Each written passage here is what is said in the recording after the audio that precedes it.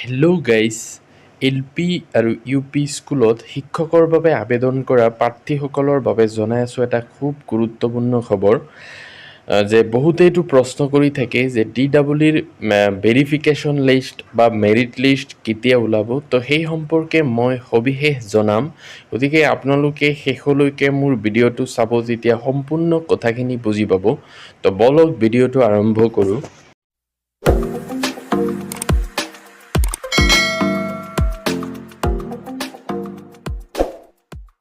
তো যিসকল প্ৰাৰ্থীয়ে এল.পি. আৰু ইউ.পি. স্কুলত টিচাৰ পদৰ বাবে আবেদন কৰিছে, তেওঁলোকে অধীৰ আগ্ৰহেৰে বাট চাই আছে যে ভেৰিফিকেশ্যন লিষ্ট বা মেৰিট লিষ্ট এইটো কেতিয়া ওলাব। কাৰণ এপ্লাই কৰা বহুদিন হৈ গ'ল, যোৱা বছৰতে এপ্লাই কৰিছিলে আৰু এতিয়া 2024 চনৰ জুলাই মাহ, ইফালে 6 মাহ হৈ গ'ল আৰু এপ্লাই কৰাটো আগত কৰিছিলে। কিন্তু ইমান দিন হোৱাৰ পিছতো কিয় ভেৰিফিকেশ্যন লিষ্ট নোলায় বা মেৰিট লিষ্ট নোলায়। তো যিহেতু আগতে এই কেইদিনমান আগতে লোকসভা নিৰ্বাচন হৈছিলে, তো তাতে কোড অফ কণ্ডাক্ট লাগি আছিল, সেইকাৰণে চৰকাৰে কোনো ধৰণৰ কাম কৰিব পৰা নাছিল। কিন্তু বৰ্তমানে যিহেতু এই কোড অফ কণ্ডাক্ট সেইটো নাই, বৰ্তমানে কাম কৰিব পৰা অৱস্থাত আছে। গতিকে বৰ্তমান কাম কৰি আছে নে নাই, কিয় মেৰিট লিষ্ট নোলায়?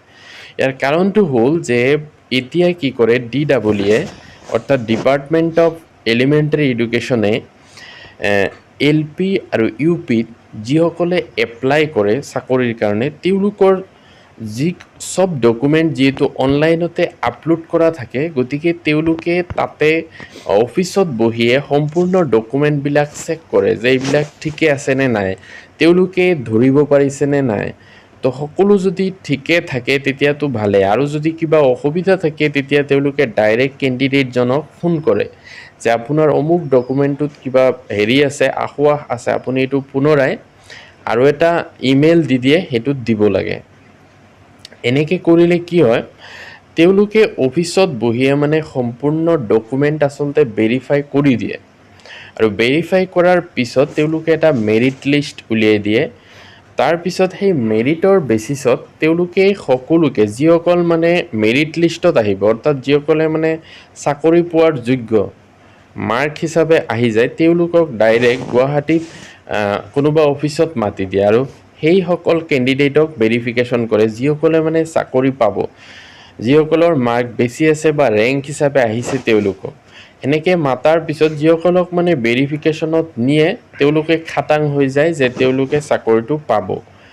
কিন্তু আগত কি হৈছিলে যে 2021 চনত তেতিয়া ডিষ্ট্ৰিক্ট ৱাইজ ভেৰিফিকেশ্যন কৰিছিলে, অৰ্থাৎ যিমান কেণ্ডিডেটে এপ্লাই কৰিছিলে সকলোকে মাতিছিলে, গোটেই দিন থিয় হৈ তেওঁলোকে ডকুমেণ্ট ভেৰিফিকেশ্যন কৰিব লাগিছিলে। কিন্তু এতিয়া সেইটো ছিষ্টেম নাই। যোৱা বছৰ অৰ্থাৎ 2023ত তেনেকৈ যিসকলৰ মানে নাম্বাৰটো মেৰিটত আহে, অৰ্থাৎ তেওঁ চাকৰি পাব, তেনেকুৱা কেণ্ডিডেটকহে গুৱাহাটীত মাতি পেলাই ডকুমেণ্টখিনি ভেৰিফাই কৰি দিয়ে 2 দিনত। মানে এদিন কষ্ট হ'লেও তেওঁ মানে মনতে এটা শান্তি পাব যে তেওঁ চাকৰিটো পাব। কিন্তু ডিষ্ট্ৰিক্ট ৱাইজ ভেৰিফিকেশ্যন কৰিলে মানে প্ৰাৰ্থীজনৰ বহুত মানে মানসিক কষ্ট হয়। ধৰক কেতিয়াবা এনেকুৱা হয় যে প্ৰত্যেকটো ডিষ্ট্ৰিক্টত যাব লাগে, য'ত তেওঁ এপ্লাই কৰিছে, 3টা ডিষ্ট্ৰিক্টত, পইচাও খৰচ হয়। কিন্তু এতিয়া সেইটো নহয়। গতিকে তেওঁলোকে যিটো অফিচত বহি ডকুমেণ্টখিনি ভেৰিফাই কৰে, আৰু গোটেই অসমৰ কেণ্ডিডেটক ভেৰিফাই কৰোঁতে হয়তো অলপ টাইম লাগে, ইমান সোনকালে নহয়। গতিকে তেওঁলোকে গোটেই ডকুমেণ্টখিনি ভেৰিফাই কৰাৰ পিছত মেৰিট লিষ্টটো উলিয়াই দিব।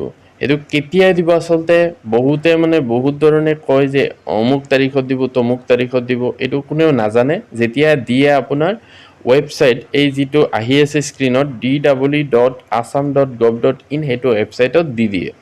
গতিকে সেইটো লৈ কোনেও মানে চিন্তা কৰিব নালাগে, অতি সোনকালে হয়তো আপোনালোকৰ এই অফিচত যিটো ভেৰিফাই হয়, সেইটো ভেৰিফিকেশ্যন হৈ যোৱাৰ পিছত মেৰিট লিষ্টটো হয়তো প্ৰকাশ পাব।